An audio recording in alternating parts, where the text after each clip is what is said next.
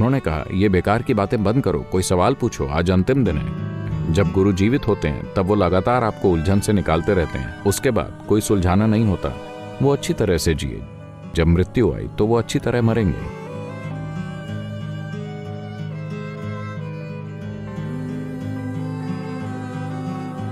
नमस्कारम सतगुरु। हम मौत से इतना क्यों डरते हैं?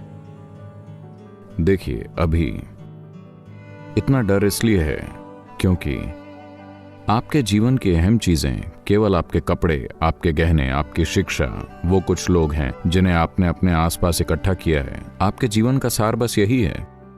इन सारी चीजों को आपसे किसी भी पल छीना जा सकता है ना? यही वो इकलौती चीज है जो आपको मजबूती दे रही है। हाँ, वो थोड़ी सी शिक्षा, आपके कपड़े, आपके गहने, आपका बैंक बैलेंस, आपके इर्द गिर्द के कुछ लोग, यही सब चीजें आपको एक प्राणी होने की मजबूती का एहसास दे रहा है। ये एक प्राणी नहीं है, ये बस एक जुगाड़ है। So, with such petty blocks, when you build a building, naturally you should be very worried when it will collapse. अगर ऐसे मामूली टुकड़ों से आप एक इमारत बनाएंगे तो आप बड़ी चिंता में तो रहेंगे ही कि ये कब ढह जाएगी। अब इस हिस्से के लिए अगर मैं पत्थर की जगह एक टहनी का इस्तेमाल करूं तो ये तय है कि मैं हमेशा चिंता करूंगा कि ये कब मेरे सिर पर गिर जाएगी, है ना? ऐसा है कि नहीं? यही आपकी चिंता है, यही आपका डर है, क्योंकि आप अपने जीवन को टहनियों से बनाने की कोशिश कर रहे हैं, न कि ठोस चीजों से, असलियत से नहीं, बल्कि मनगढ़ंत चीजों से। ऐसे में आप हमेशा डर में ही जिएंगे। जीने का कोई दूसरा तरीका ही नहीं है, जीने का कोई दूसरा तरीका नहीं है। अगर आप ऐसे घर में रहते हैं जो टहनियों पर टिका है तो ये डर कि कहीं आपके सिर पर ना आ गिरे स्वाभाविक होगा, है ना? आपके साथ बस यही हुआ है। अब समय है कि आप अपने जीवन में कोई इससे ज्यादा कारगर चीजें लेकर आए। अगर आप कोई ज्यादा कारगर चीजें ले आए तो अचानक आप पाएंगे कि अगर आप यहां बैठते हैं तो सब कुछ ठीक है, चाहे जीवन हो या मृत्यु, फिर भी ये ठीक है। ये ऐसे ही होगा।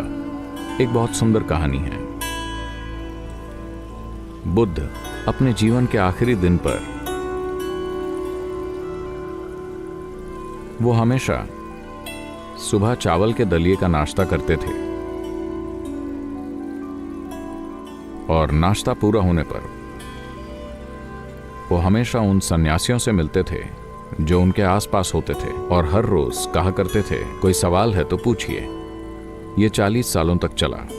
अपने आत्मज्ञानी जीवन के 40 सालों में नाश्ते के बाद वो हर रोज बोलते थे।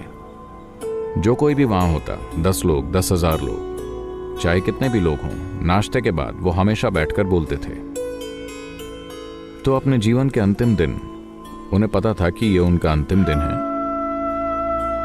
उन्होंने अपना चावल का दलिया खाया और वो बैठे और बोले, आज अंतिम दिन है, अगर आपके पास पूछने के लिए कुछ है तो पूछिए। तो बहुत से सन्यासी रोने लगे। उन्होंने पूछा, आप लोग रो क्यों रहे हैं? अगर आप कम से कम किसी और दिन रोते तो ये ठीक था, आज अंतिम दिन है, समय बर्बाद मत कीजिए क्योंकि ये बीता जा रहा है। किसी दूसरे दिन आप रोना धोना कर सकते हैं और आपके पास इन सारी चीजों के लिए समय होता। आज अगर आप कुछ पूछना चाहते हैं तो पूछिए। वो हैरान थे कि लोग रो रहे हैं। लेकिन गुरुदेव, हम आपके साथ इतने लंबे समय से हैं और आज आप जा रहे हैं और वो लोग रो रहे थे, कोई सवाल नहीं पूछ रहा था। उन्होंने कहा, ये बेकार की बातें बंद करो, कोई सवाल पूछो, आज अंतिम दिन है, कोई संदेह है, आइए उसे हल कर लें। उसके बाद केवल शिक्षा बचेगी, कोई भी इसे हल करने के लिए नहीं होगा। देखिए, हर शिक्षा के साथ आप उलझ सकते हैं। जब गुरु जीवित होते हैं तब वो लगातार आपको उलझन से निकालते रहते हैं, उसके बाद कोई सुलझाना नहीं होता। कुल मिलाकर बस साधना ही बचती है। तो आज अंतिम दिन है, अगर आप कोई सवाल पूछना चाहते हैं तो कृपया पूछिए। It's just matter of fact about it. He's lived well. When death comes, he will die well. He's so certain that he'll die well. बस यही सच है। वो अच्छी तरह से जिए। जब मृत्यु आई तो वो अच्छी तरह मरेंगे। वो बिल्कुल निश्चिंत हैं कि वो अच्छी तरह मरेंगे। तो ये बस एक और दिन है। एक दिन आपने शरीर धारण किया, एक और दिन आप इस शरीर के साथ घूमे और एक दिन आप शरीर छोड़ देंगे। आप इसे एक बड़ा मुद्दा बना लेते हैं सिर्फ इसलिए क्योंकि जीवन को लेकर आपकी दृष्टि बहुत संकरी है। काल भैरव के रूप में वो समय का संहार करते हैं। जिसे आप जीवन कहते हैं या आ रही मृत्यु, वो बस समय की वजह से है। शुक्राचार्य ने उन्हें संजीवनी मंत्र से जीवित कर दिया।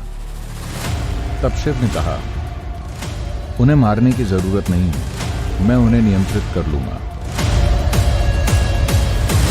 मैं जो भी करने की कोशिश करूं, मैं वही बन जाता हूं। अगर मैं मृत्यु प्रदान करता हूं, तो मैं मृत्यु बन जाता हूं। जो लगातार अपने भीतर मृत्यु का अनुभव करता है, उसका जीवन सारी सृष्टि में स्पंदित होगा। मैं कौन हूं?